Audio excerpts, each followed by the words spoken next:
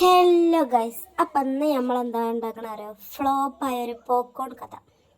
അപ്പം ഫ്ലോപ്പായി എന്ന് പറയാൻ കാരണം കുറച്ച് മുളകും പൊടിയും കുറച്ച് ഉപ്പ് അധികമായി. ഉണ്ടാക്കിയ സാധനം ഫുൾ അവിടെ ആ പാത്രത്തിലുണ്ട് ഗൈസ്.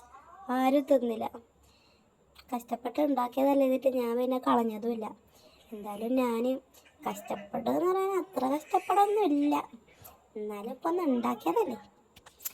അപ്പം ഞാനതവിടെ വെച്ചിക്കണേ. ഇടക്കിടക്ക് ഓരോന്നെടുത്ത് അങ്ങനെ മുണുങ്ങി വിടും ഞാൻ. അങ്ങനെ സാധനം ചട്ടി അടുപ്പത്തിച്ചിട്ട് എണ്ണ ഇട്ട് ചൂടായപ്പോൾ ഞാൻ ഈ പോപ്കോൺ അയക്കണം ഇട്ടു.